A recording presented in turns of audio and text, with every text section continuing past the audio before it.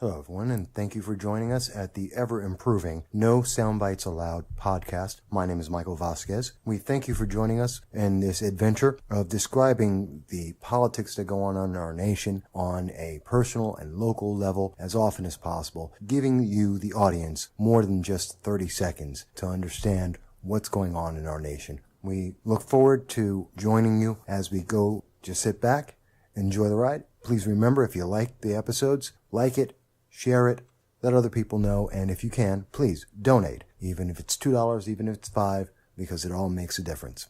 We thank you, and here we go.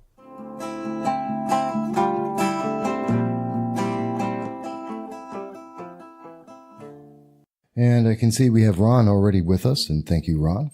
Just to start off, this is Michael Voss, the Dragon of the Southern Tier, talking with you on your favorite program, the No Soundbites Allowed podcast, the simulcast with Facebook Live. And good afternoon, Ron. Good to see you there.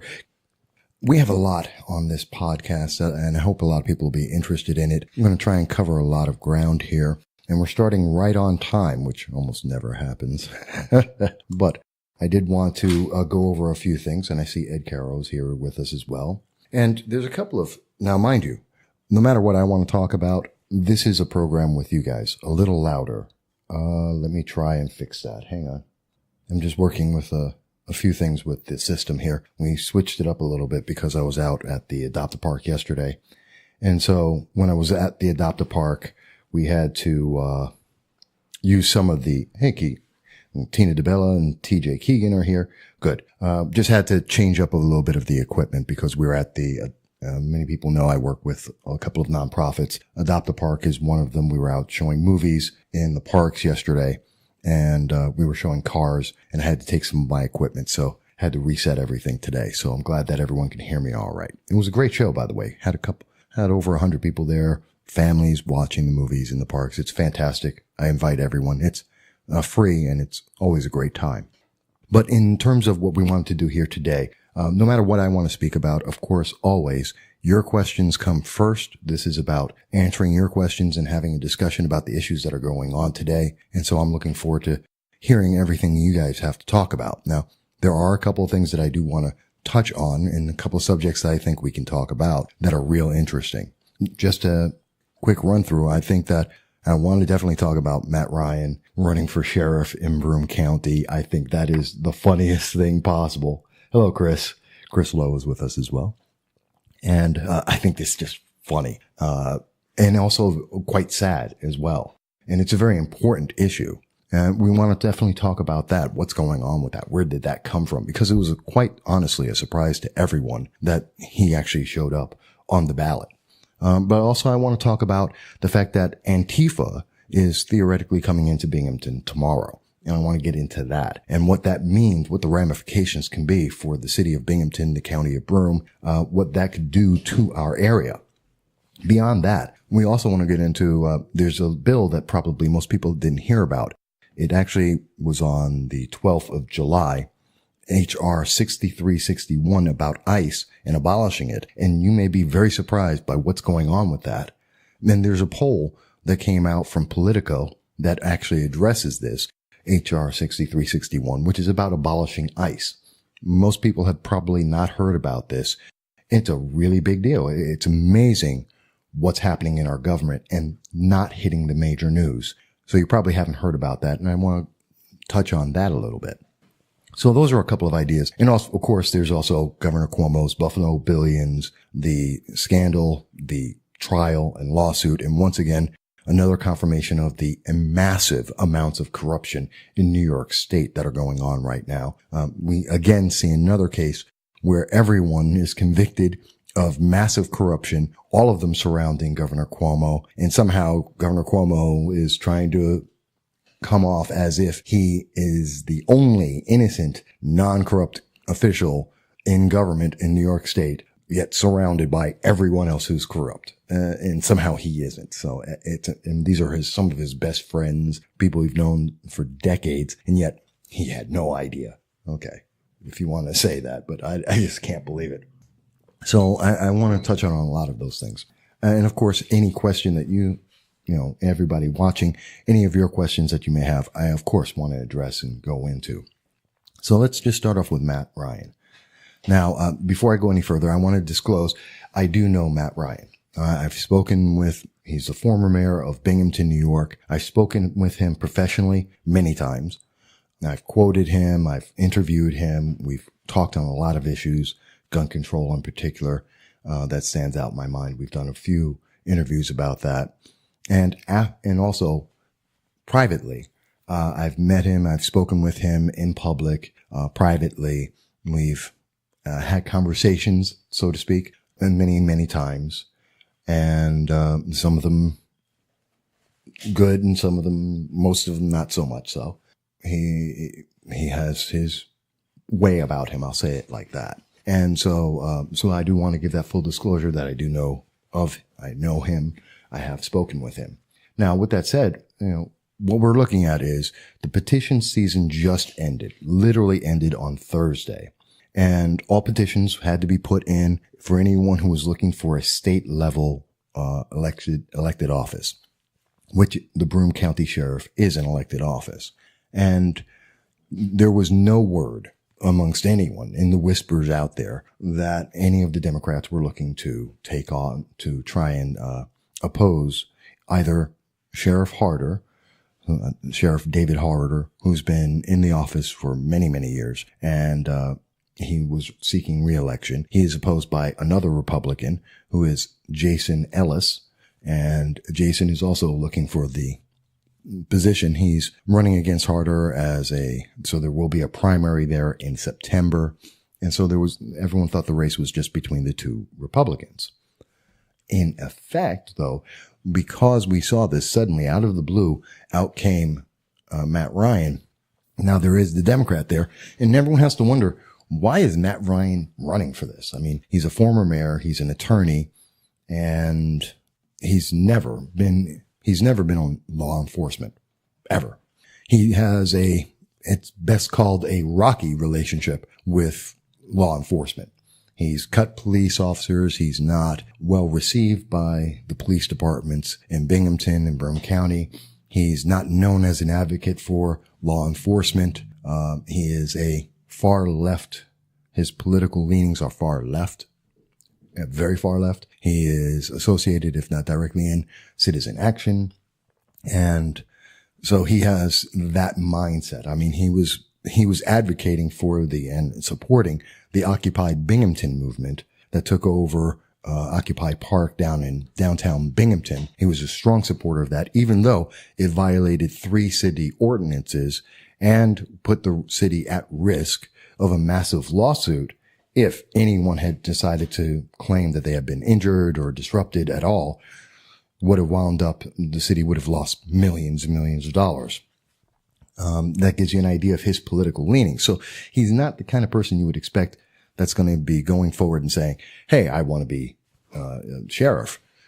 He's never been in the military. So he has no experience whatsoever in anything that would deal with police, law enforcement, anything of that nature. So everyone was shocked by this, including myself. And a lot of people thought it was a joke. I don't know how many people I saw, and I've looked at WBNG and the writings over at WICZ, which is Fox 40 and Press Connects, and people were commenting left and right. Hello, Chris. Good to see you there. And a lot of people, I think even some of the people watching this right now will probably say they were amazed that this is just insane, that he decided to go out there and run, and we're thinking it was a joke, that this wasn't real, but it's very real. It's there. The Board of Elections shows he is a candidate, which is just amazing. But I look at that and I say to myself, and I see Joseph Anthony has joined us as well. Joseph, it's good to see you there. When we think about this, why did Matt Ryan run? There seems to be 2 thoughts that are going there. One, the Democrats didn't want to be embarrassed, essentially. They realized that, hey, they didn't have a candidate. They had nobody running. They needed to show some person there so it wasn't an embarrassment and it wasn't uncontested. And Matt was the only person they had who was willing to put his name on there as a sacrifice and just throw it out there with absolutely no intent to ever win. That's probably what happened. He just threw his name out there, doesn't expect to win, figured it's a flyer, it's a suicide action. We see that in politics a lot in some offices and some positions. And he just threw it out there to see what would happen. And they figured, well, he's got a popular name. He used to be mayor. Maybe he can get somebody who would be interested in taking on the position. Hello, Phil. And Phil Cahill joined us as well. And so maybe, as a flyer, maybe that's the case. And I see a comment from Chris Jones. And Chris mentions, hi, Michael. I like Matt as person, as our sheriff, not so much. Well, as I said, I have a mixed relationship with Matt myself. As a sheriff, I think it's the most stupid thing I've ever heard. And as I'm going over, he just doesn't have any experience. He has no idea how to run a police department. He has no idea what law enforcement is. Even as an attorney, there's questions about that. I mean, the last case he had was last year when he was handling the Ramadan Abdullah case, where a gentleman was initially accused of stealing ammunition. And the police investigated that, found out the gentleman is homeless. He has 100 firearms. He has no permit, and he was charged with 5 weapon charges. And then that's when Matt Ryan took him on and decided to try and support him, because they thought Abdullah, because of his skin color, because of his religion and his name, well, he was being persecuted. The fact that he had 100 firearms, no address, and and did not have a permit for any of these firearms, well, that's not a factor, according to what Matt Ryan was saying. It was all about racism and religious bias, which is crazy. There's actual laws that are there. So, and I see Phil is talking about the Red Sox. He's sending questions about Red Sox. I don't follow baseball at all. I have no idea. Hi, Blanche. I see Blanche Truesdale is with us. And so, and Matt Ryan wound up doing such a great job in that court case with Mr. Abdallah that he actually was charged unanimously by a jury of his peers on 16 counts. 15 of them for weapon charges and 1 for the actual stealing of ammunition. So it's kind of interesting to me. The guy was arrested for 5 weapons charges after Matt Ryan got done trying to make his case about bias, which no one agrees with. The guy gets charged with 15, 3 times as many charges he gets convicted on. So Matt didn't do a great job there. So does that give me confidence of seeing Matt as a sheriff? Absolutely not. I actually see nothing in what Matt Ryan does. And he already told us that if he were to be elected, what is he looking at? Social justice. That's his focus. The quote from him in WBNG starts off with, and I want to bring that up for everyone in case you didn't see it. The quote from WBNG.com, 12 News in the area, Matt Ryan started off and he said, where is it? I apologize, folks. I apologize. I had it in front of me. He started off that he was looking at the social justice issues in the area. And then he goes on to talk about, his concern about the jails. That's not the job of the sheriff. That's not what his position is about. That's if he were to get it. So no, it's not about social justice. In fact, that terrifies me, that his focus is not on enforcing the laws or making the force better. No, his job is to try and bring about this non-existent social justice. It doesn't exist in any laws. Bring out the New York Penal Code. There's nothing in social justice in there. So in other words, he wants to just manipulate our law enforcement system, not make people safer, but instead make them more compliant to social justice. And that's kind of scary. And I see Stephanie Scott has joined us as well. Stephanie, baby, I love you. I'm so happy to see you. It's an old friend of mine, a very dear, dear friend of mine, and I'm glad to see you, Stephanie. And Tina DeBello states, she has a comment, there is no place in law enforcement for social justice. It is all about enforcing the law. Yes, that is what it's supposed to be about. But anyone who votes for Matt Ryan, what you're going to get is social justice instead, which it's not on any books anywhere. It's not part of our legal system. It is just an idea by a bunch of college elite or academic elitists who say that, well, they feel like something should be a certain way. It's about their feelings. It has nothing to do with law. They feel like this category of people should be treated better than any other category of people. That's what social justice is. This, it's not about individuals. It's not about freedom. It's not about rights. It's this group of people. You take your pick. It can be, religious. It could be racial. It could be sexual preference. It could be gender. These group of people are better than other people, and therefore they get to do things that other people can't. That's not law, and that's not justice. So I think Matt Ryan is way out of his mind on that. And you may disagree, but that's okay. But I think it's just absolutely insane. And I think people should be aware of that. That is what he's looking for. Social justice. Not law, not law enforcement, social justice. His interpretation and his feelings about this, kind of like Occupy Binghamton, his feeling was that he didn't like the government at the time. And so he was willing to put the entire city of Binghamton at risk of lawsuit for millions of dollars so that he could have a bunch of people illegally take over public property and endanger themselves and the public and cost the police department extra money to watch over them so that they can get a message out that he liked. And that's just a bit insane. I mean, if I had gone out there and decided that I wanted to occupy one of the parks, I don't know, Rec Park, if I wanted to go to Rec Park and take it over and support the Second Amendment, would Mayor Ryan have supported that? No, he'd tried to get me out of there and said, you can't do that. But yet he let Occupy Binghamton do that. So imagine if he's willing to allow groups that he likes to break the law, even at the potential detriment of the public, what would he do as sheriff? You got to wonder about that. I mean, that's a big issue. So that's one thing. And please, people, remember, I'm always looking forward to seeing anything and everything you have a question about, a comment about. It's not just me. It's all of us talking about this. So I think that's kind of a joke. And I think it's because they didn't have anyone to run, and they thought that, well, Matt Ryan has a popular name. He's going to get the citizen action vote. That's about 12% of the vote out there guaranteed, and maybe another 8% or so, maybe 10% because they know his name. And I see Jason Ellis is here. And Jason, I'm glad to see you there. I'll introduce you properly in 1 second. But I think, they think he's going to get the citizen action vote. That's about 8% or so, and another 10% because, well, people know the name of Matt Ryan. And so it's in a fluke world. It's possible that he could possibly win, which I think is insane. Now, Jason Ellis, by the way, is on, and I'm looking forward to being able to have an interview with him. He is one of the candidates who will be running for the Broome County Sheriff's office. So I'm glad he's here. And if he has any comment, I'm always happy to hear that, and we'll talk about it.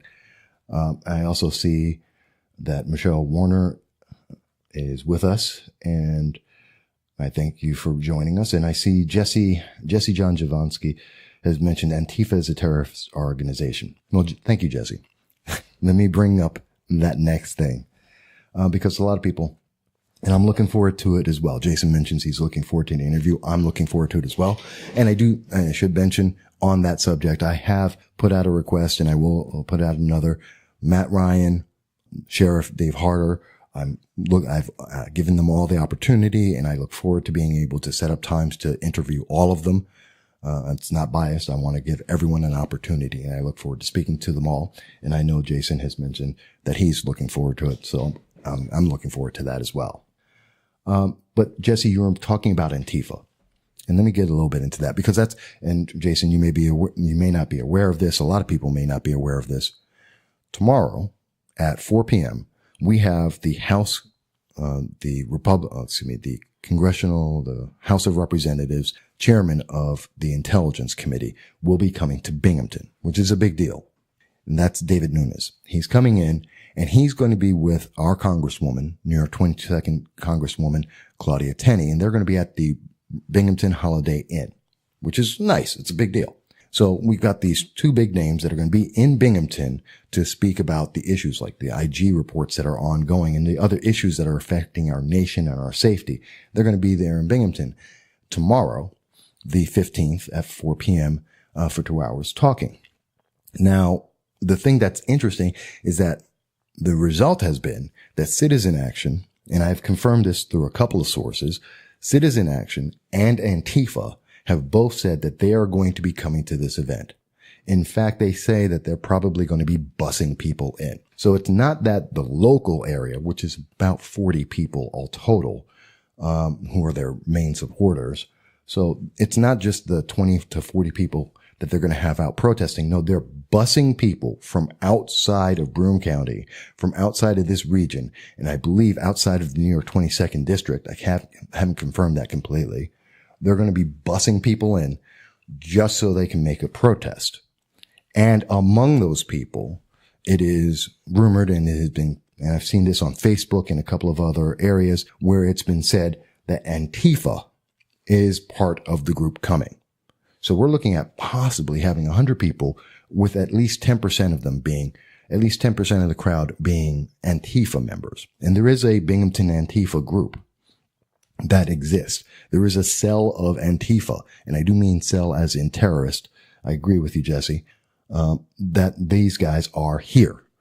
And they're looking to bring in more members. And we've seen what Antifa does. If you don't remember, look up what happened in Berkeley. Okay. Berkeley, one of the most liberal cities in the nation, considers Antifa to be a gang and violent thugs that need to be, arrested and held back because they're that dangerous. Now, Jesse John Jafonski mentions, hope the cops put them down. And Tina DeBella mentions, don't forget, they also said they plan on being violent. Well, to answer both of those, Jesse, if they're violent, then the police should arrest them.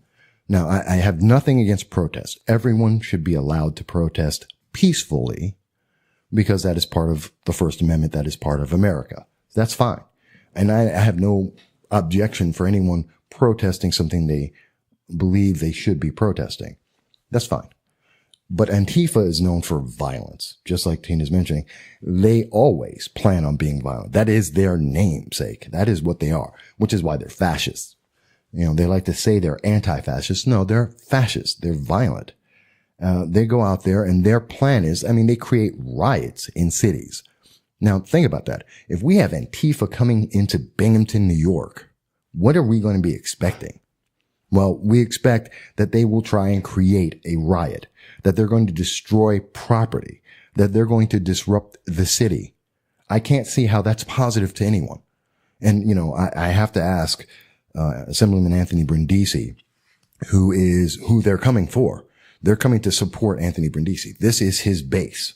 When he first made his announcement that he's running against Congresswoman Claudia Tenney for the New York 22nd seat, the very first people he came to in the city of Binghamton, he went straight to Citizen Action, the far left, Antifa. He went to Black Lives Matter, that group. He went to them directly and had a meeting with them, shutting out the rest of the public, shutting out the news media who had been invited, and he shut them out so that he could have a meeting with just the far left. This is his base. These are the people who support him. Indivisible New York, Black Lives Matters, political leaders of tomorrow, sometimes called Plot, and also Citizen Action and Antifa. That's his base.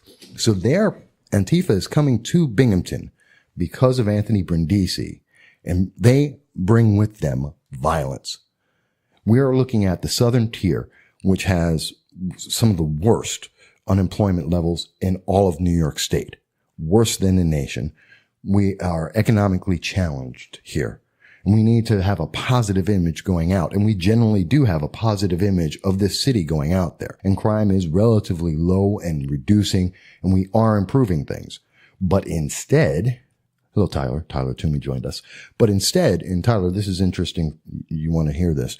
But instead, we're looking at a group, Antifa, that is known for destroying areas, cities across the nation and causing violence, harming people, putting them in hospitals, destroying property. It costs $600,000 for Berkeley to be able to address and deal with the fact that Antifa was there. Can you imagine that? That Binghamton in central New York, and Southern Tier has to be able to, that reaction. And you can't think that that's going to be a positive in terms of tourism to our area, that, hey, great, we're a haven for Antifa. Really? We're a haven for the far left? That's not a positive. It doesn't help anyone. So I'm saying this because I want them not to show up, not Antifa. Let the protesters show up if they want to. Let them say everything they want to. But Antifa and the violence of the far left that is excused far too often, no, that we need to object to. And that's something that we need to say ahead of time, don't come.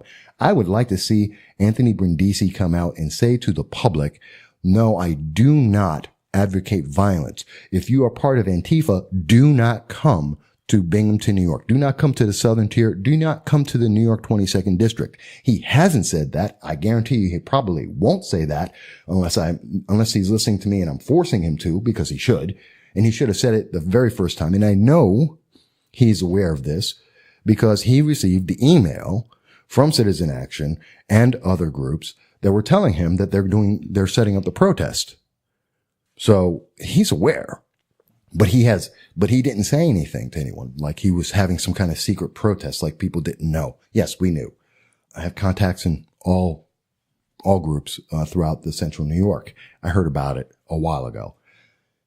And so, yes, Anthony Brindisi, you should come out and say you don't advocate violence, and that while people may protest, that they cannot be violent. You should say that. And we should hear from the rest of the Democratic Party. We should hear from Tim Griffin, who is the head of the Broome County Democratic Party. He should denounce the violence. We should hear from Assemblywoman Donna Lopardo and denounce the violence. We should hear from all of the Democrats and say that they denounce this and that there should never be any violence and prevent this from happening in the first place. That's what I truly believe. I see that Felicia Mitchell mentioned, be sure to make the distinction that there are a lot of people who plan on protesting Claudia Tenney that are not Antifa. I've seen a lot of my Democrat friends on Facebook who are planning to protest, and it's very grassroots. Well, and Felicia, I did mention, and I'll say it again, just to make sure it's very clear. Yes, there are other protesters who are being shipped in from outside of the Broome County area that are being bussed in by Citizen Action and Indivisible New York and some of the other groups. And they're bussing in protesters from other areas who have absolutely no interest in our local community or what's going on with local politics, that are not involved in the vote at all. And they're being shipped in to try and show a larger crowd than actually exists. So they're bringing them in. And most of those people are not Antifa. Most of those people tend to be Indivisible New York Citizen Action, Black Lives Matters, Occupy Wall Street, that kind of radical. They're still on the far left. They're still way outside the mainstream of the normal Democratic Party. And the normal Democratic Party, most normal Democrats, aren't part of this. Not to say that they all support any one candidate, but they're not all this extremist group that tends towards violence and to disrupt and destroy people economically and socially. But there is, according to the reports I've seen and from what I've been able to hear from my sources, there are some 10% of that crowd, if they actually show up, that are expected to be Antifa. And so my concern is definitely that. And it only takes that 10%. There were about 4,000 people at the Berkeley event, which was a protest against violence. It was a protest for free speech. It was a protest to support people being able to speak out about the issues they believe in, and which had many groups of many different political backgrounds. And Antifa came in there with 100 people and caused over $600,000 of damage, not including the long-term economic damage and the social damage that they created there. So yeah, I'm going to call that out. I'm going to say, no, denounce that before it ever happens. Don't let this happen, because that's important. We need to be proactive on this. I'd rather be wrong and see that the protest has the normal 12 to 20 people that are the actual members of Citizen Action in our area, and have only those 12 to 20 people show up, or they bus in another 100 people. And so we have these outsiders plus actually people who are involved in it, and they protest, and then, that's great. And no violence happens, and no destruction of property happens. That I think would be great. But if we don't talk about it ahead of time, that's not necessarily what's going to happen. And I do want to say, Victor, I see you showed up. You're here with us, and I thank you for that. So I'm glad to see you. And I see Felicia also mentioned, maybe so, but the people on my friends list are local. Give me a second. Our local interest. And I've seen a lot of local interest on social media. They're not being bussed in. This is something we say on the right to dismiss legitimate protests by saying they are bought and paid, but that's not always full truth. Similar to the Tea Party several years ago, Democrats are also organizing on the grassroots level. Okay. Blanche, I know that Facebook cuts people out often while I'm making these kind of comments. It's very funny because it happens when you have a conservative discussion about anything, and they drop people on a regular basis. So don't worry. This is being also recorded, so you can see it at my No Soundbites Allowed podcast. You can go to the site, and if you miss anything, you'll be able to hear it there. And Felicia, let me address this because you're making a lot of great points, but let me be very clear. I'm not saying that all the people who show up at the protest are bought and paid for. I'm not saying that. I know that in the citizen action in our local area in Broome County, there's about 12 to 20 of their regulars who go out and protest all the various things that they do. That's their crowd. They have they are a microcosm of the total Democrats and total voters in Broome County. They are an ultra minority of the actual views. But they do come out and they are vocal. And there are other people who may not agree with Congresswoman Claudia Tenney or the Republican Party or President Trump. And that's fine. And some of them will show up. I'm not saying that those people don't exist. What I am saying is, according to documents from Citizen Action and from other groups that I've been made aware of, they are actively bussing people in because the 20 people that they have that usually show up to the event, plus whatever other number of people in the region who are coming out to protest, which almost never happens, because it's not like it's the first time they've ever protested. They protest every day against Claudia Tenney and the Republican Party and the economic gains that we've had in our state, in our nation. But they're always there. But that to them seems not enough people. And so they have literally said they want to bus people in from outside this area to show a larger number because we have the House Intelligence Chairman coming to Broome County. That is a big deal. We've never had that before. Look back in the history of Binghamton. Look at the history of the southern tier of the New York 22nd, Central New York. These people don't come. High-level ranking individuals generally don't come. I mean, Reagan did come to Binghamton many, many years ago. But other than that, who comes here? Oh, we had one time we had, I have to be fair, former President Bill Clinton did show up before everyone was noticing that he was a potential pedophile and accused serial sexual abuser as he is today. But he showed up as well. That's it. It's very infrequent that we have high-level individuals, and we've had several. We've had Ivanka Trump. We have Devin Nunes coming in, and he's going to be, and that's a high-profile individual. There are rumors of at least two, that I'm aware of, at least two, maybe three more high-ranking individuals in our government coming into our region, the New York 22nd District. That's huge. So that could be important. Now, I can't confirm those other ones, but it's possible. So that's important that we're getting that. But at the same time, the reaction that we're seeing from the far left, again, not Democrats. I'm not talking about Democrats. I'm talking about those people who call themselves progressives, those people that call themselves Antifa. They are a separate group, and we have to be aware and prepared for that. And Felicia has also mentions that says a lot about this race. Tenney is struggling, and I'm not sure she can defend her seat. I would disagree. Let's talk about the New York 22nd race then. Actually, I would say the race is slightly even, if not a little bit, in favor of the incumbent, which is Claudia Tenney, who I know, and I do know Anthony Brindisi as well. I should mention that. I know both of them. I've known Anthony, who's running. He's assemblyman for the 119th district of New York up in Utica. I've known him about 5 years now, maybe a little longer. I've known Claudia Tenney, Congresswoman Claudia Tenney, for about 6-7 years now. So I've known them for some time. I have certain personal opinions about them. I won't bring that in.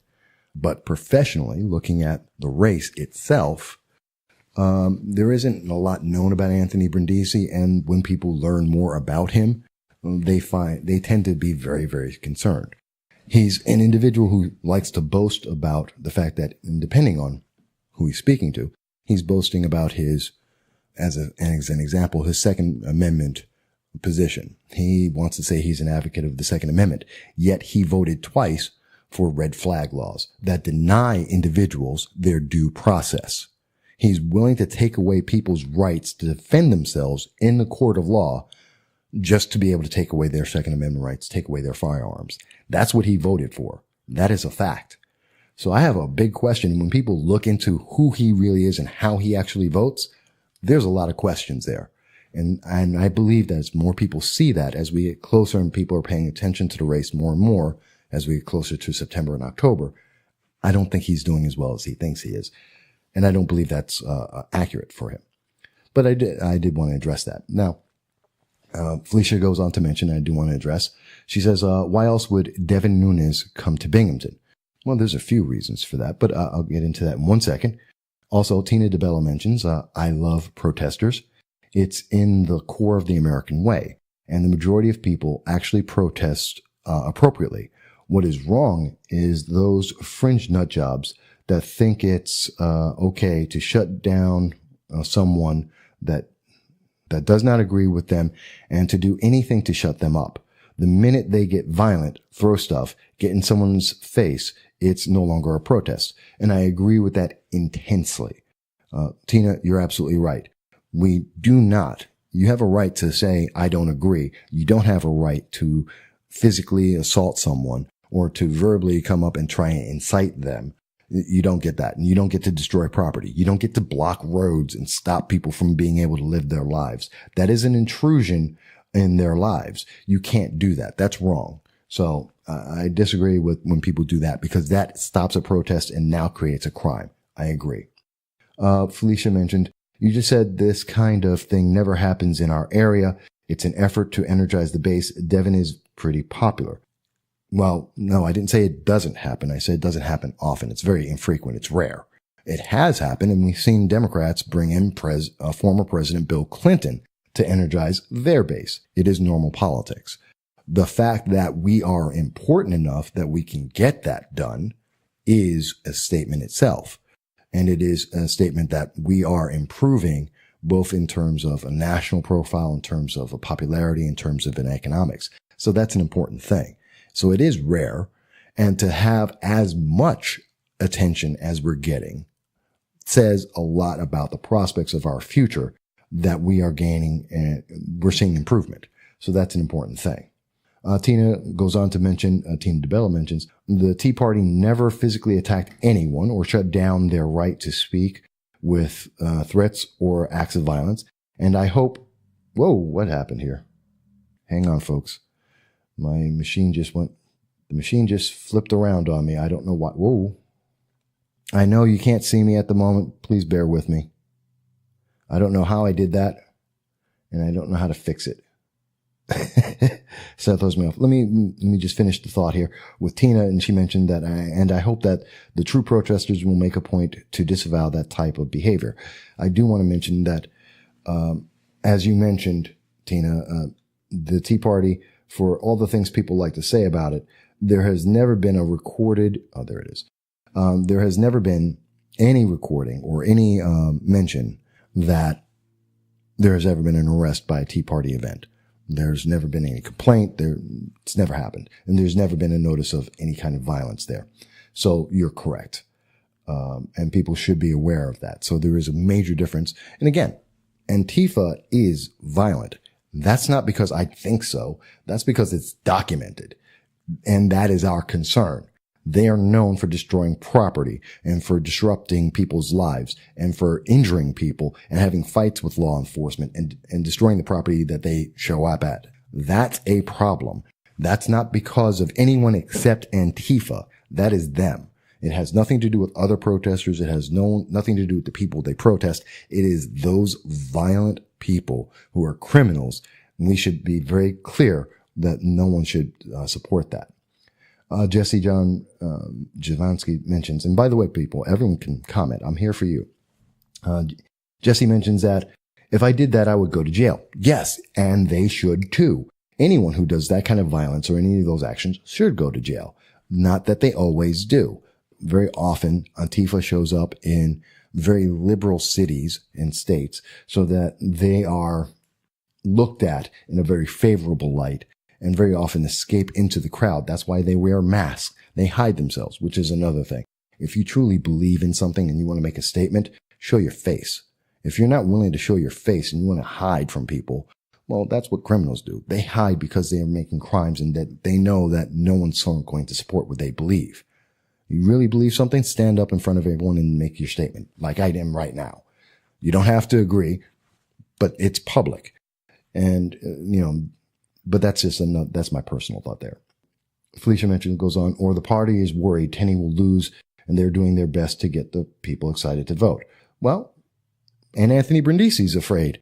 And that's why he's bussing in people into protest. And that's why he's trying to not talk about his actual views and what he does. I've been at several of his, and actually I have a podcast. I have an actual recording of him answering.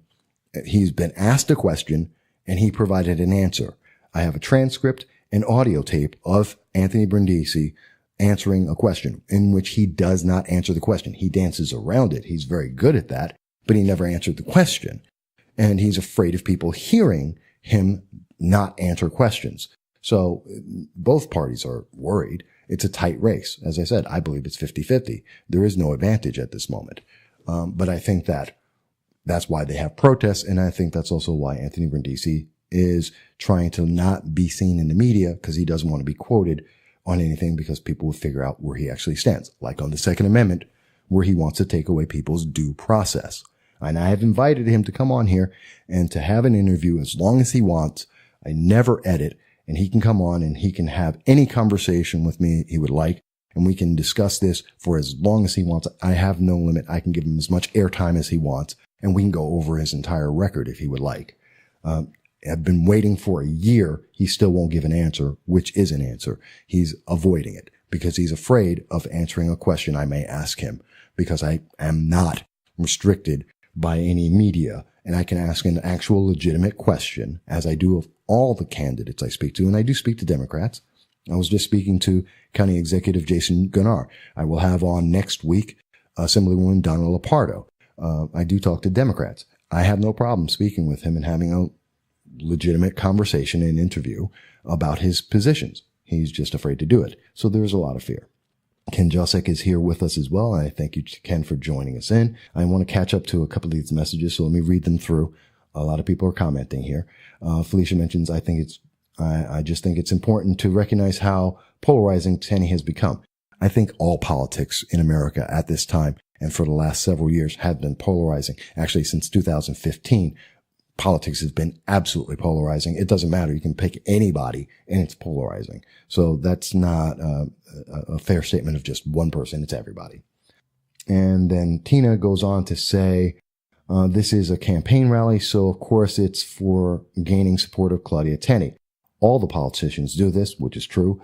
And they are here because we are a big area in Claudia's district. That's correct. We're the second largest in the area. I see Claudia Mills here. Hello, Claudia. It's good to see you. I see Lori Ann is watching, and so is Timothy Shore. And I thank you guys for being involved as well. And Tina DeBella mentions, Felicia, you have a right to that opinion, and I respect your right to think that. But not everyone thinks that way about Claudia Tenney, which is very true. That is why it is an opinion, not a hard fact. True. For every 10 people that think about her like you, there are 10 that don't. And that can be done with every person for every topic. It all depends on every individual's point of view. True. Well, that's our system. That's what America's about.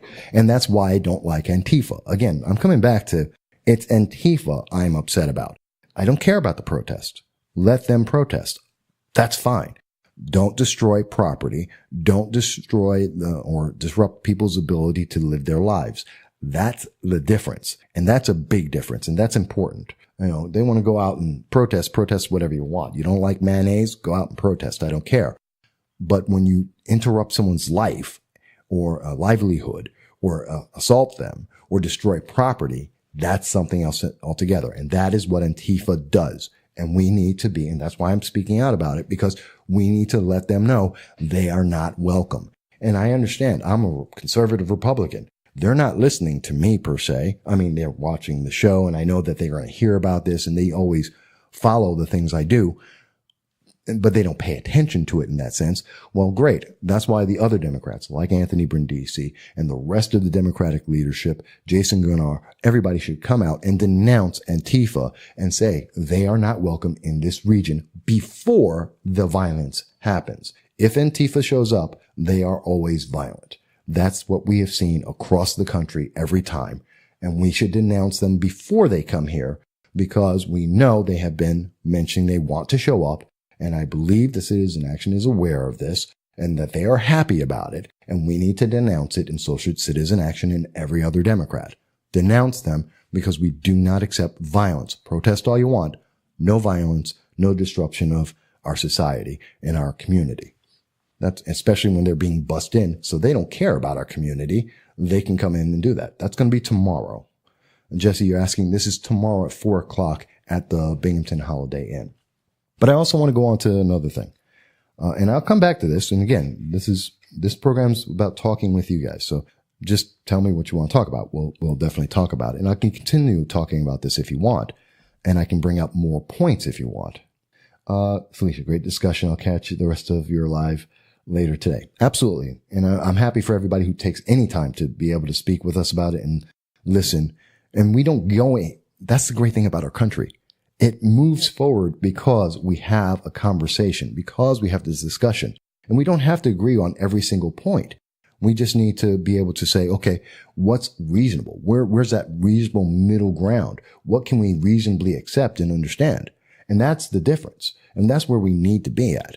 And people like Antifa disagree with that. They believe that you have to believe what they believe or else. You know what? You know who else says that in the world? ISIS. ISIS says that you have to believe what we believe or else. And they are violent. That's a scary commonality that they have.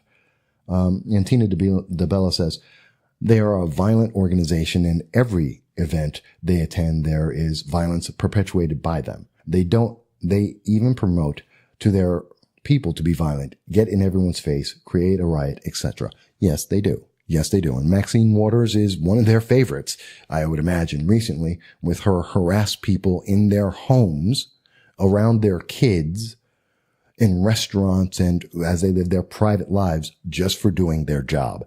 I'm never going to forgive Maxine Waters for that. That's wrong.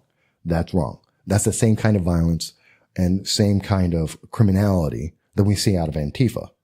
I don't know why the left puts up with this. I really don't. And that's just my personal thought. I don't know why they do that. I would think they would reject that completely. I know a lot of Democrats. They're great people. They have I know many of them that have incredibly strong views. We have great discussions. I disagree with them sometimes. Sometimes I agree. And I've had many conversations with many of them across the region, down in DC, all over the place.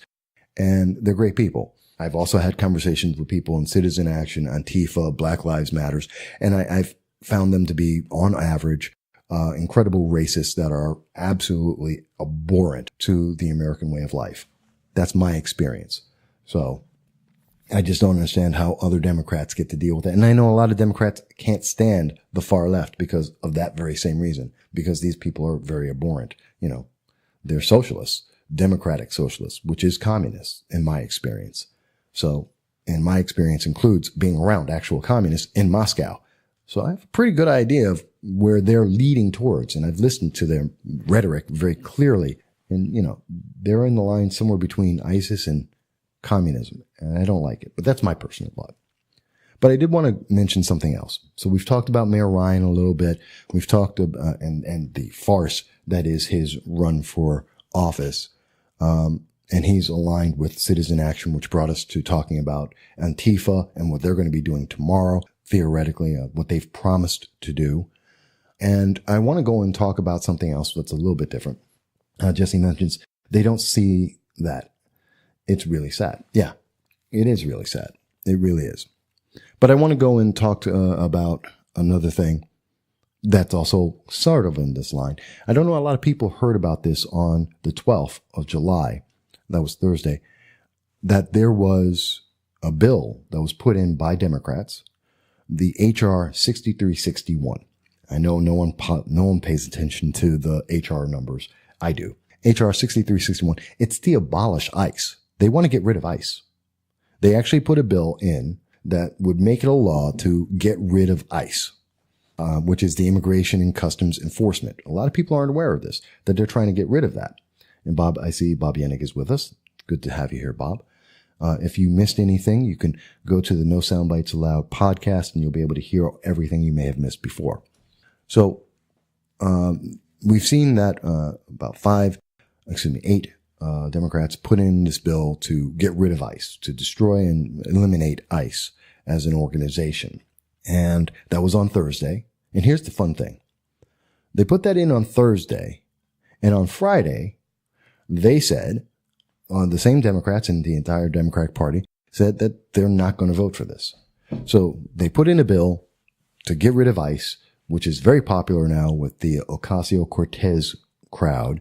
The Democratic Socialist crowd are looking to take care of and protect the illegal aliens over American citizens, to protect the illegal alien rights for breaking into our country and breaking our laws. They want to protect that, and that's my viewpoint. You don't have to agree, but that's mine. And it is a fact that they have broken our laws, so that's a fact as well. But they said that, even though they're breaking our laws, what we should do is not have this enforcement and to get rid of ICE. And so they put in for a law, and that's fine. Lots of people put in bills for all kinds of reasons. The Republicans, and in particular, the Speaker of the House, Representative Ryan, came out and said, okay, we'll put it onto the floor and we will actually have a vote on this. We will have a vote to get rid of ICE. And part of the reason why Ryan did that, Speaker Ryan did that, is because according to polling from Politico, 54% of America wants to keep ICE. It's only the most extreme 30-year-old and under Democrats are the only ones who actually want to see ICE disbanded. Everyone else, all the other age groups, all the other groups of people, 74% of Republicans, 61% of independents, all want to keep ICE.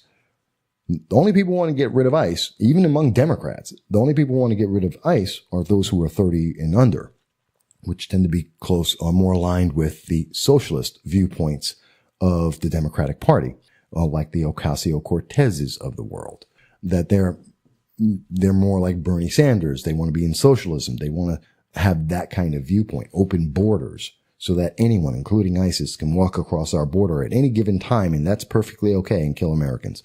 It's a logical consequence of what they're asking for. I disagree with it.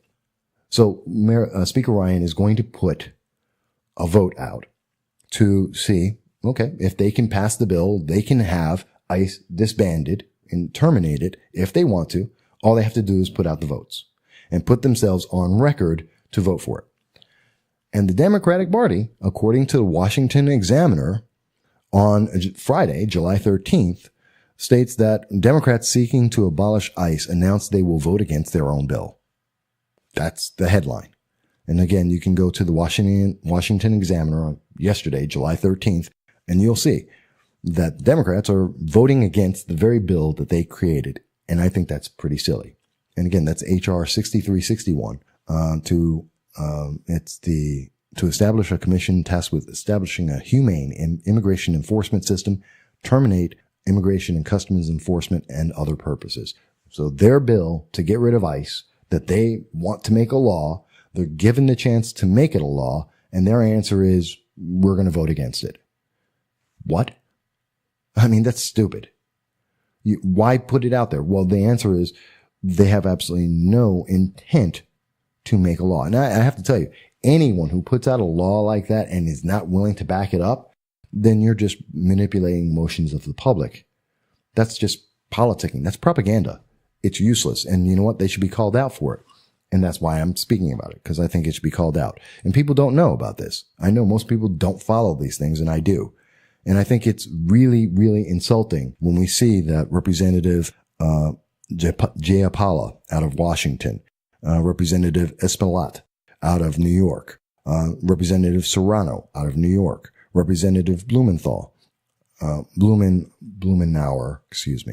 out of Oregon, Representative McGovern out of Massachusetts, Representative Smith out of Washington, Representative Velasquez out of New York, and Representative Clark out of New York. They all should be called out. This is their bill, and they're not willing to stand by it, which means that they don't care. This isn't about actually helping illegal immigrants. It's not about changing our immigration laws. It's not about doing anything except propaganda to try and win an election. That's the only answer I can get. If you're not willing to stand by a bill that you put in and said, I want this to be a law to get rid of ICE, and you're not willing to vote for it yourself, then that means you don't care. You don't care about the very people you're saying you're protecting. You're lying to the public. You know, if I put in a bill into Congress, I believe in it. That's why I put it out there. That's why you put your name on it. That's why they're the co-sponsors and put this bill out. If they didn't believe in this, then why are they putting their names on it? Why are they saying that this should be something that should be voted on? They're lying to the public, and they should be called out for that. Also, Representative Pocan out of Wisconsin. They all should be called out. They're cowards. If you're putting something out as a bill to become a law to affect millions and millions of lives, and if you're saying that, no, we are not serious, we won't vote for that. And their answer, and the reason why they're saying they'll vote against the very bill they put in is, well, we don't think it's serious. We don't think it will pass. I don't care. If you were the only 8 people to vote for it, you put the bill out there. This is what you wanted. This is what you are saying your constituents want. And that's what I think it really is. They don't want to be on record when they know that 54% of America and everyone except 30-year-old Democrats actually wants to keep ICE. They don't want to be on record as being, as having supported this idea. And they don't want that in an election that's coming up to be against them because they'll lose. So they don't want to have it on their record when they could possibly be held accountable for what they're saying, because the rest of their constituents don't agree with them, which means they're not representing the people they are elected to serve. Remember, they're serving us. They're our congressmen.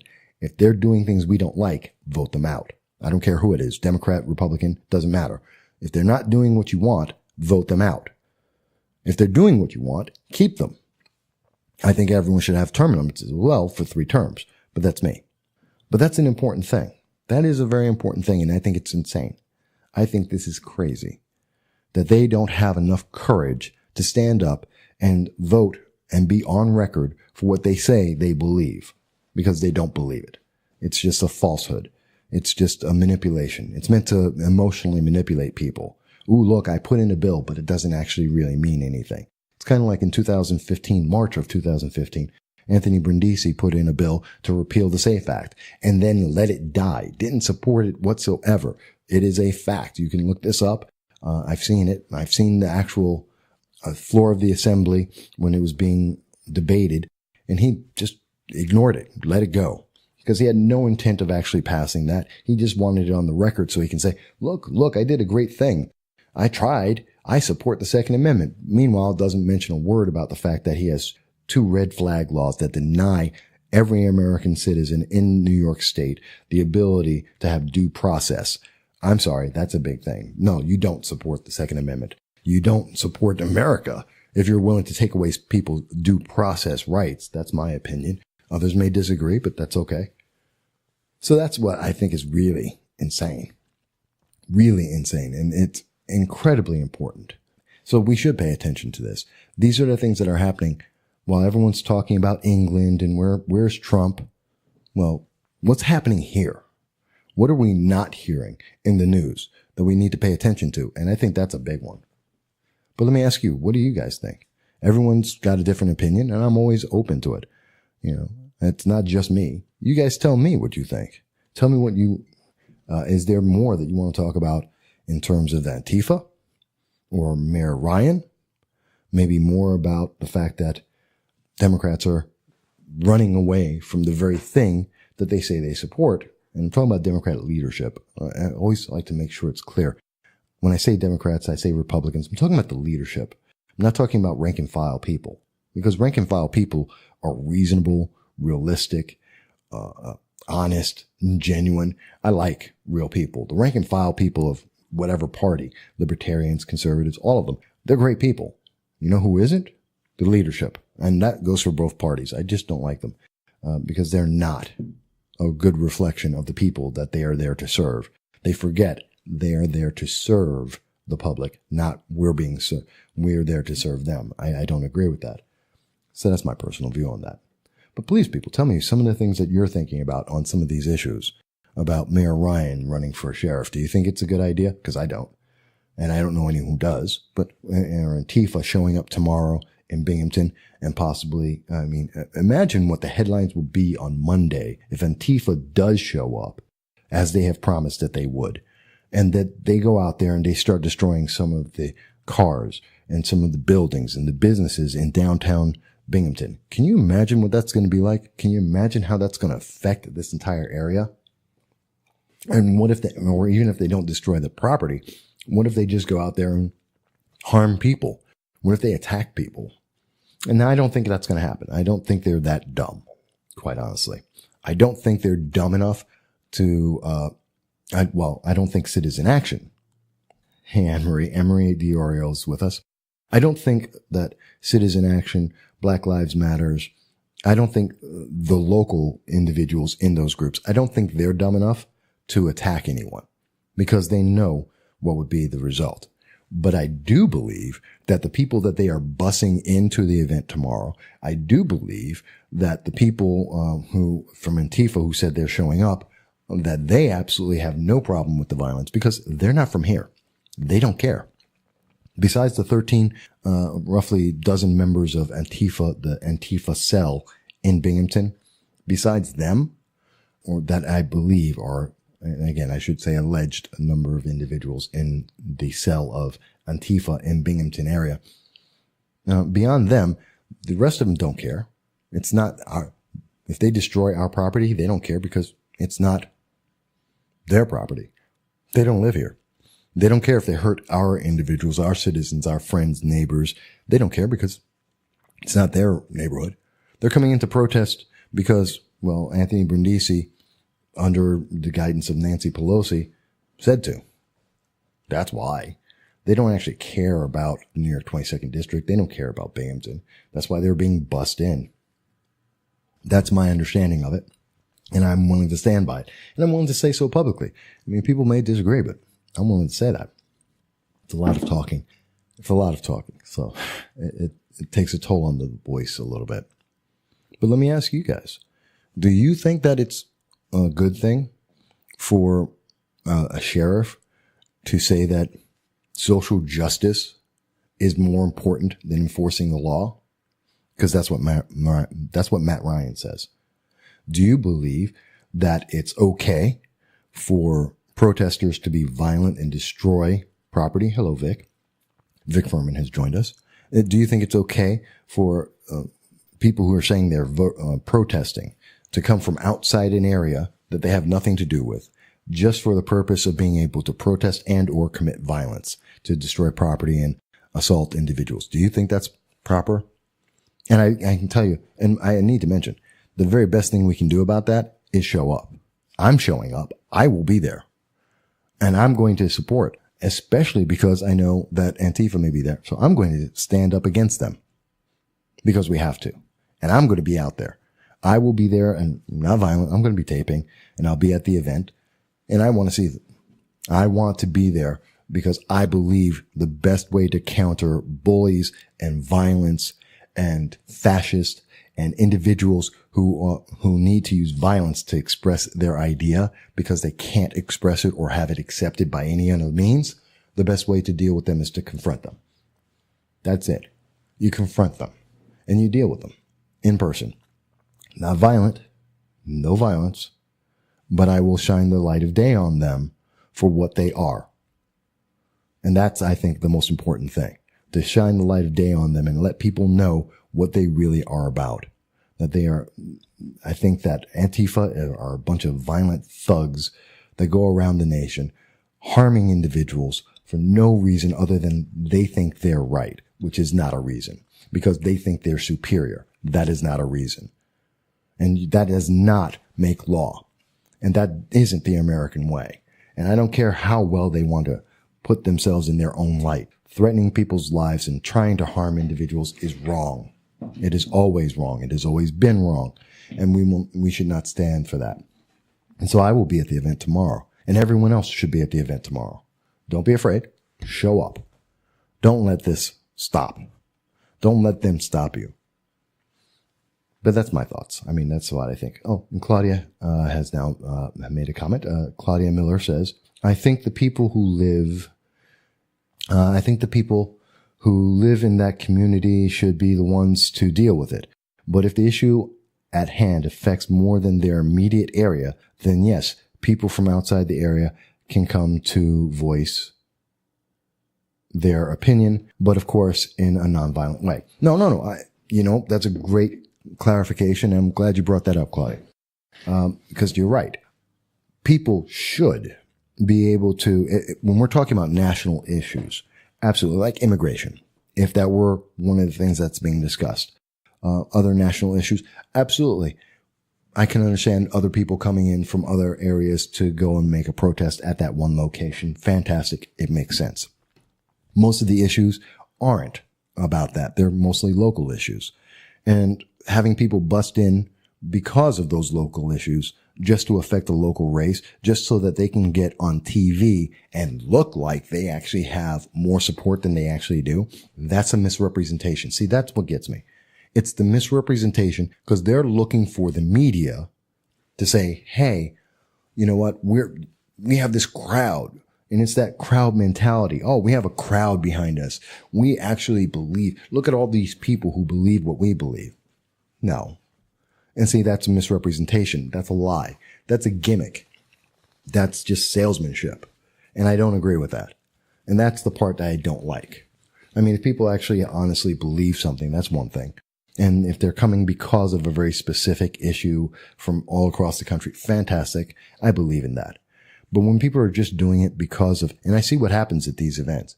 As soon as the news cameras leave, they leave. Every single time.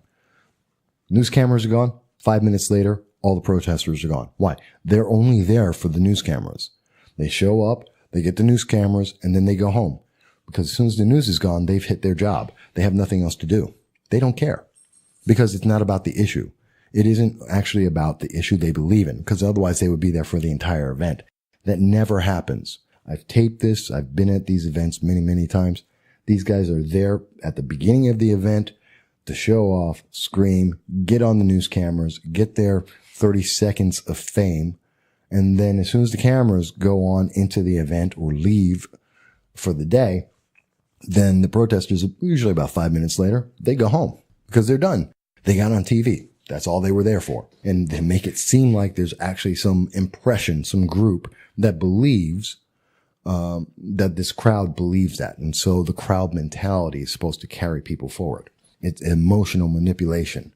It is a sales gimmick. And I don't agree with that. I never agree with that. I don't care which party, which group, what the issue is. I don't agree with that. You really want to protest? You really believe in it? Stay there. I've been at protests where I've stayed the entire event. All the time. I don't go to a lot of protests, but when I have protested, I've been there for the entire event. When I've gone to hear people speak, I stay for the entire time. I'm not there for the camera. I'm there because of the issue. And I've seen people on the other side of issues that I believe in do the same thing. But I've also watched protesters who are there just to be on TV. And that's wrong. That is very wrong. Hey, Tina's back. Hopefully it wasn't Facebook playing games. I hate when Facebook does that a lot. That's why I tape it myself. So Facebook can't take it away from you so that you can get to see everything in complete order. I know initially Facebook was always cutting me off personally, but I know that what they're doing now is they tend to cut other people off from being able to see it all the way through. And I notice it's only those who are conservative, or conservative beliefs or conservative conversations. They're the only ones who ever get cut off. Everyone else, they let play, hours at a time. It's kind of funny how Facebook does that. But that's, the Facebook censors that were called out in the congressional hearing and are continuing to do so. I know of at least 4 groups on Facebook who have provided Facebook all of their documentation, all of the evidence that they requested, and Facebook is still restricting those groups. That's something that people should pay attention to. It's a lot. Facebook is still advancing its bias, even though they said that they're going to improve things. Even with all these improvements, they are continuing to target conservative individuals and groups and prevent them from being able to get their messages out, even when they are receiving compliance. That's a big thing. I don't like that about Facebook. I understand it's their product, but their product has certain guidelines they have publicly stated, and they're not living by them. And I think that's wrong.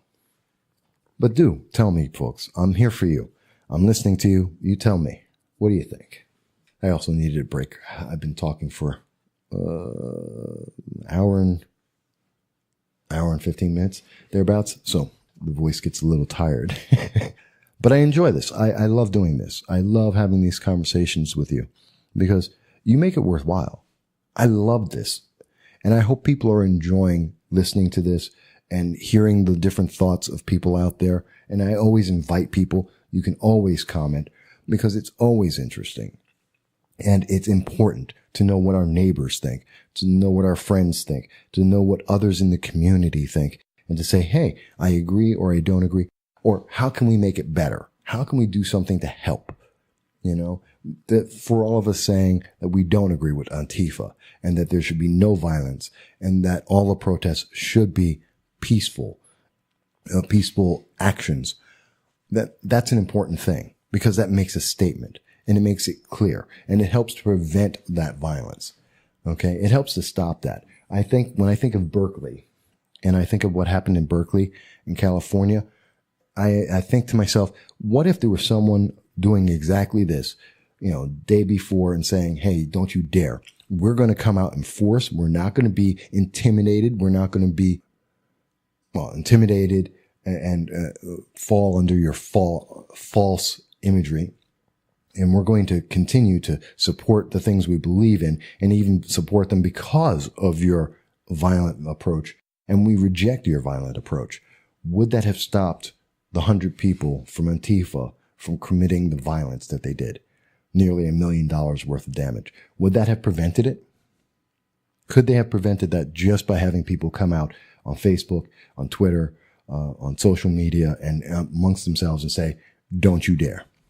Don't you dare come into my town, because that's what happened there too. People from outside the area came into Berkeley and committed crimes and disrupted that region.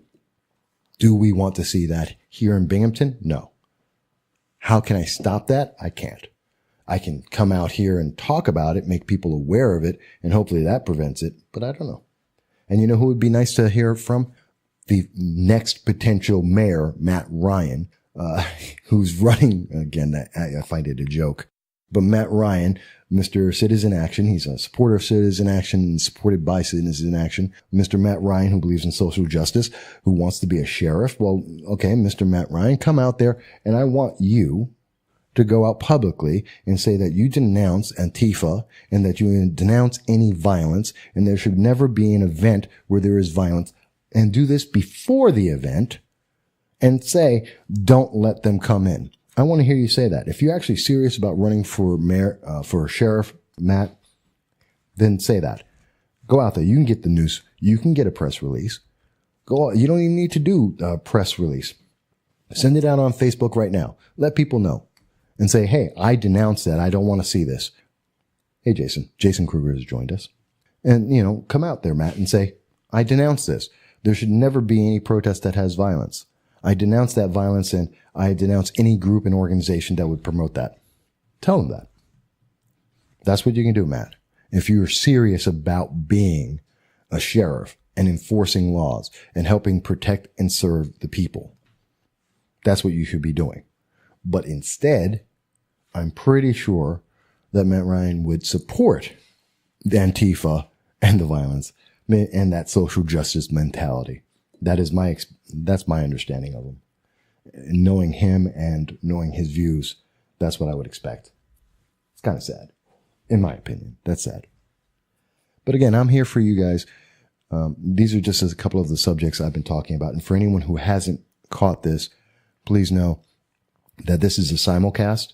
So not only on Facebook, where you may see interruptions, I know Facebook drops people off from time to time. This is being simulcast with the No Soundbites Allowed podcast, and you'll be able to hear the entire discussion in full on the podcast, and that'll be available at No Soundbites Allowed, and you'll be able to follow it there.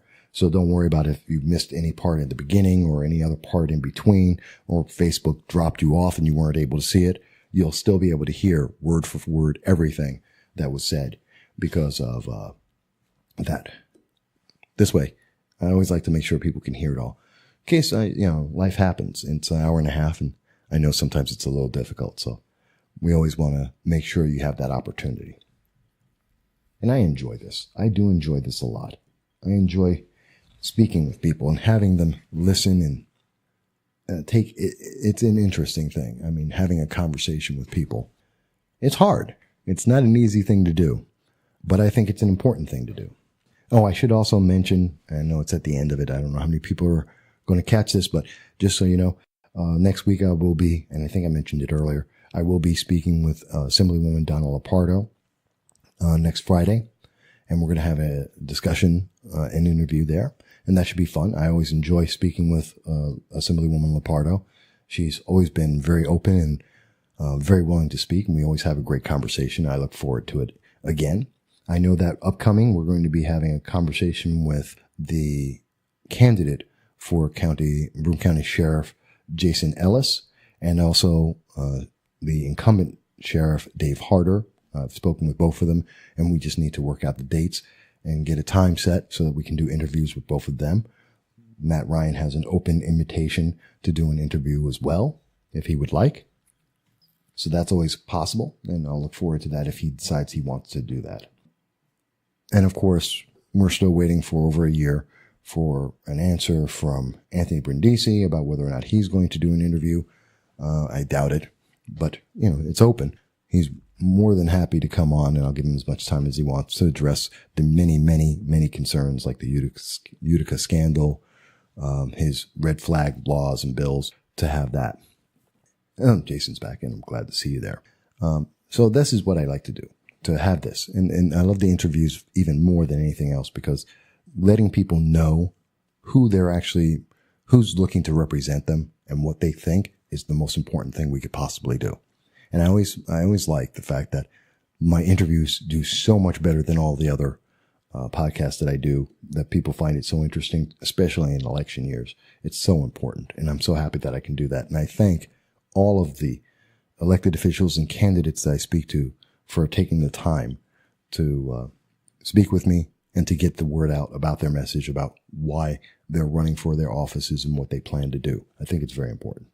So that said, we've got about 10 minutes left in this program today, in which I'm always happy and thankful to be able to do with you guys. And I thank you for every week showing up and going over to different topics. But for the last 10 minutes, let's see. I know there's a lot of things we can talk about. What's on people's minds? I know one of the big things for me is the red flag laws. And I know a lot of people aren't familiar with that. And I'm following it up, and I'm continuing to advocate against those red flag laws, because I think that anything that would deny the due process, and just to give you a quick rundown on what this is about, the red flag laws say that an individual, what's a police officer, in some cases a teacher or other member, hang on. Jason just mentioned. Jason Ellis says, I've got to run. Great show. Look forward to speaking to you. See you at the holiday and tomorrow. Thank you, Jason, for both being there, your support here on the program. I'm looking forward to speaking with you. That's why I'm here. I thank you. Thank you very much for that. But I was mentioning about the red flag laws. Essentially, someone can go and say that you are a danger to yourself or the community. And because of that, a court will give a warrant without your notice, without ever talking to you, without ever giving you a chance to defend yourself. They will go and take a warrant, show up at your door, and that will be the first time you'll have any notice or any idea about this. Show up at your door, come in, take all of your firearms, and if you have kids in there, they will have CPS with them, and CPS will take your kids away, and you're not going to have any chance. And then after they have taken your kids, affected your life, and negatively impacted you socially by having this, obviously all your neighbors and everyone else will know about this. You've been denied your due process. You then can go to the court and say, hey, I'm actually innocent of all this, and, give me back my stuff and stop messing with my life. It's after the fact.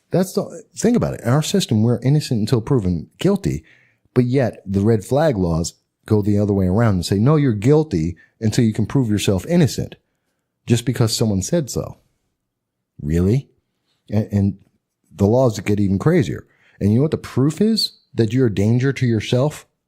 You bought a steak knife. If you buy a steak knife, if you buy a baseball bat, if you buy a hammer, well, these are dangerous implements, and therefore proves that you have a dangerous intent. In other words, just because someone says so, for whatever reason, they don't like you, they didn't like a tweet you put out there, they don't like your kids, you were too noisy, they don't like the way your lawn looks, whatever the reason, and they can then just say, okay, we're going to take your guns and disrupt your life. That's what the red flag laws are. That's what Anthony Brindisi has voted for, and I think that is absolutely wrong. And in fact, I should call out everyone, not only Anthony Brindisi, but I should mention Donald Lapardo and also Clifford Crouch have also voted for that. And I disagree with that vote. I disagree with all of them on that. And I've asked Clifford Crouch about it, and he's explained his position, and that was one of the interviews I did. I'll be speaking with Donald Lapardo, and that'll be a question I ask of her to understand her reasoning for it. I would love to hear Anthony Brindisi's reasoning as well. He won't respond, surprisingly. He just won't respond about why he supports that. I want to give them the opportunity to give their reason. Now, I may not accept it. I may think it's wrong, but that's not for me. That's for you to be able to know exactly what is the real answer. It's an important issue. And if we don't pay attention to it, as soon as we get back in session, the state assembly comes back and the state senate comes back, we're going to see that being pushed by Governor Cuomo in his attempt to get everything set for his 2020 run for president, assuming he isn't arrested for corruption beforehand. And he's going to try and push that through and deny people's rights. It's a scary, scary prospect because, it's for the good. It's for the public good. That's scary. When you hear people say, I'm doing this for the good of the public, be scared, be terrified, be very, very concerned, because it's incredibly dangerous when you hear the public say, oh, it's for the public good. Usually that means it's not for the public good, and that's just an excuse. And so that's what they always say. Oh, it's for the public good. No, it's not. Terrifies me. But folks, we have about 4 minutes left in this program, and I'm ever so happy to have you all here with us. And I thank you, and I appreciate every single one of you for being here, listening, and joining in and giving me your thoughts and just being here throughout the entire process. And I look forward to it. That's why I do it every week and why I do my No Soundbites Allowed podcast, to help inform you and to do the interviews with the various politicians that I do. Also at the mvass.com, my political commentary blog that I constantly write at. And hopefully, I hope people understand what I like to do is to present facts and ask questions about those facts. And of course, It is commentary. I draw conclusions based on the facts that are there. You may agree with them, you may not, but at least it gives us a starting point to have a good discussion and to really go through these ideas. And I think that's important. That's what America's about. That's what our freedom of speech is really one of the biggest components of, is to be able to have that conversation, to be able to have that discussion of our politics freely without threat of violence. Hello, Antifa. Without threat of violence, unlike what we see anywhere else in the world. It's one of our greatest assets. And I think we always should celebrate that. That's why I love the podcast. That's why I love my political commentary website, to be able to have those discussions, because they are absolutely critical to our freedom. And it is one of the biggest things that we have that no other nation in the world has, that we are able to speak without retribution on all the issues that make a difference, and as a consensus of these discussions, to be able to affect our laws and to improve our nation jointly, peacefully. And that's a big thing. And I'm looking forward to tomorrow. By the way, I will be covering the event tomorrow. I will be there. Jason Ellis is mentioning he's going to be there. There's going to be many people there. It's going to be a great event. I'm looking forward to it, and I'm going to have some fun. It's going to be a great time to hear Nunes, Representative Nunes, talking about the issues that are affecting our nation, our safety, and the future of our nation. I think it's very, very important. And I think it's going to be a great opportunity. I'm looking forward to that. With that said, we've got 2 minutes here. I just want to thank everyone who has been involved, both in writing and just listening in and contributing and sharing this. I know a couple of people shared it as well. Please feel free to share it with anyone you wish. Please, I look forward to your comments, not only just now as we're going through this, but anyone who sees it later or something comes up and you want to just make a comment about it. Please let me know. If you have any ideas for future either podcasts or to be on, let me know, and I'll be happy to do that. And of course, I'm even open if you want to call in or if you want to be involved in the podcasts, just let me know and I'll be able to help you with that. And I'm always open and interested in hearing different viewpoints, not just my own, and have people involved. So that is something that's always open and welcome. But with that said, I want to thank everyone again. I'm looking forward to this next week. I'll have a podcast out and probably some video from tomorrow's event. I'm looking forward to that. And we'll be talking to you again very, very soon. I thank you all. God bless you. God bless America. And we'll talk again very, very soon. Bye-bye.